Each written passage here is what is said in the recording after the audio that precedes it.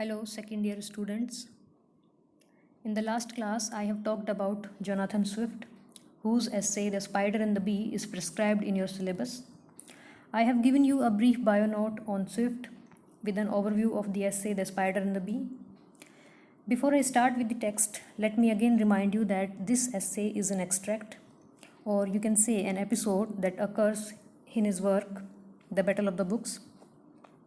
The Battle of the Books is a satirical work which Swift wrote with a definite purpose, and the purpose was to lend support to his patron Sir William Temple.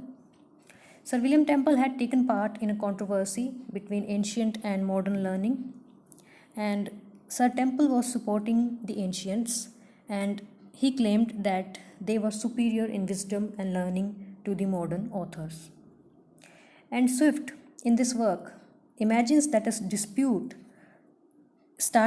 has started among the books of ancient authors and modern authors that were lying on the shelves of St. James Library in London. And very soon the dispute turns into a regular battle between two parties of books. And then Swift describes an important event which happened at this juncture, and that is an episode of The Spider and the Bee. Spider and Bee, as allegorical figures of the two parties, argue over their respective merits, and this episode is one of the highlights in the Battle of the Books. Now let us read and interpret the text.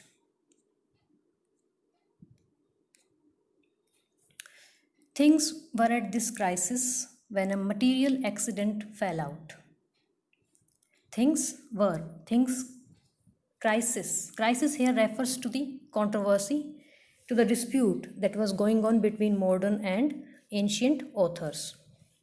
So Swift says that at this juncture, when a literal battle was about to begin among ancient and modern authors, an important incident happened. When a material accident fell out means when an important incident happened. For upon the highest corner of a large window there dwelt a certain spider, swollen up to the first magnitude by the destruction of infinite number of flies, whose spoils lay scattered before the gates of his palace, like human bones before the cave of some giant. For upon the highest corner of a large window. Highest corner of the St. James Library. The place is the St. James Library, and there in St. James Library, on the topmost corner of a large window, there lived a spider, swollen up, well fed, very fat, who had killed and eaten a great number of flies. Infinite number of flies means a great number of flies, whose spoils lay scattered before the gates of his palace. And spider had eaten a great number of flies, and spider has eaten them, and they were lying before the gates of the spider's palace. Palace here refers to the web of the spider, his home. In the same way, like human bones before the cave of some giant. Like human bones are sometimes what happens? Just like the bones of human beings lie before the cave of some giant, in the same manner, the dead bodies of flies were lying before the gates of the spider's palace. Swift here is using the figurative language to enhance the comic effect. No doubt the bones of human beings can be eaten by the giant, would be found outside the cave, but we do not find the remains of flies killed and eaten by a spider near its web. The avenues to his castle were guarded with turnpikes and palisadoes, all after the modern way of fortifications. The avenues means the path towards its web, towards this web of the spider, was well guarded and protected with turnpikes. Turnpikes means the spiked barrier, defense against some sudden attack. And palisadoes. Palisadoes means the iron fences. So the web of the spider was all secured with the art of modern fortifications, modern defense.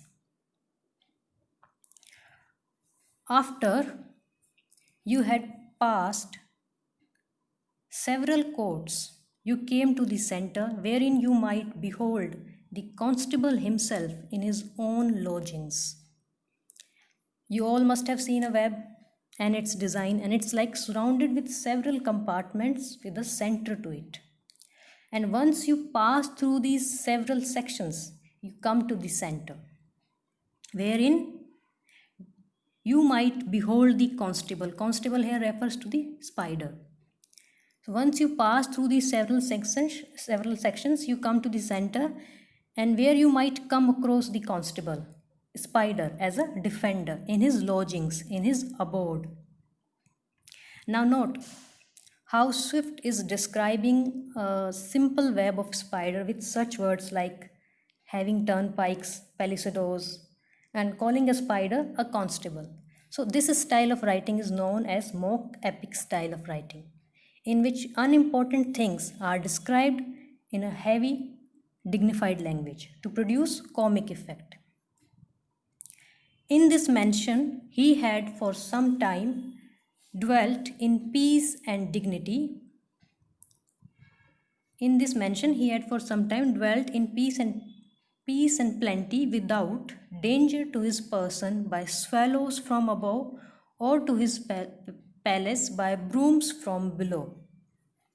Now he refers to the web as a mansion.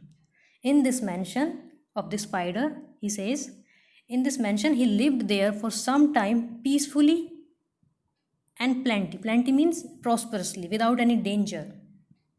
Without any danger to his person by swallows from above. Swallows means birds. So the web was built in a corner where there was no danger, either from the swallows above or by brooms from below, or there was no danger either from the swallows or from the broom. Broom means being swept away or removed by a broom from below. It was built at such a height, so it was impossible for any human being using a broom to sweep it away. So it was safe from all sides. When it was the pleasure of fortune to conduct thither a wandering bee, to whose curiosity a broken pane in the glass had discovered itself, and in he went. Now what happened? A wandering bee, finding the glass pane of the window broken, enters into the library. A bee enters into the library, where, expatiating a while, he at last happened to alight upon one of the outward walls of the spider's citadel. Expatiating means wandering freely, unrestrained. So a bee flying freely happened to tumble upon one of the outward walls of the spider's palace, spider's web, which, yielding to the unequal weight, sank down to the very foundation. So what happened? The heavy weight of the bee sitting on the wall of the spider's palace shook the entire structure of cobweb to its very foundation. Let's stop here. We shall continue with the essay in the next part of this video.